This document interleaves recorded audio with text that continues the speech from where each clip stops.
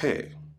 Cet idéal souhaité, mais insaisissable, ne se trouve pas dans la politique, les nouvelles, les médias sociaux et les addictions, ou les relations superficielles. La paix ne se trouve que par Jésus-Christ. Lorsque nous sommes en paix avec Dieu, alors la paix de Dieu peut se trouver en nous. Dans Holy Night d'Adolphe Adam, 1847, il y a une ligne qui dépeint la paix de Dieu comme un frisson d'espoir. Le monde fatigué se réjouit.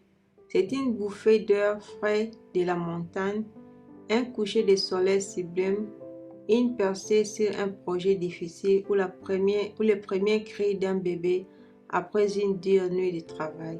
C'est la paix, une paix qui s'installe profondément dans les os et apaise une âme anxieuse.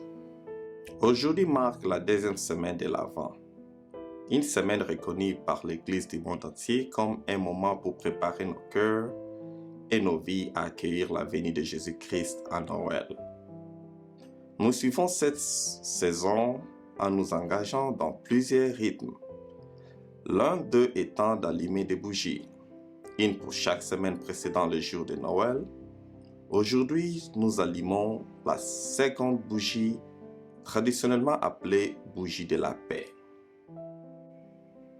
Les prophéties de l'Ancien Testament dans la Bible ont été écrites pour leur contexte immédiat, mais certaines de ces prophéties étaient aussi préfigurations de Jésus.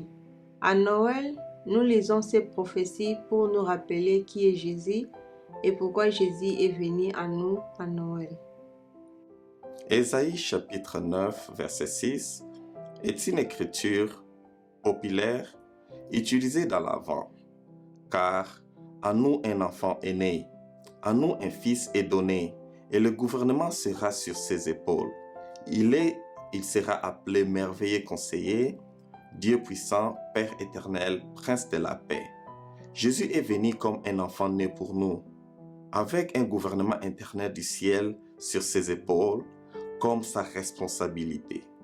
Jésus est en charge, là où Jésus règne, il y a la paix.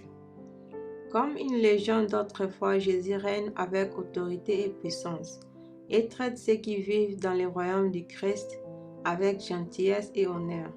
Comme le dit Michée 5, 4 à 5, il se tiendra et paîtra son troupeau dans la force de l'Éternel, dans la majesté du nom de l'Éternel son Dieu, et ils vivront en sécurité, car alors sa grandeur atteindra les extrémités de la terre et il sera notre paix.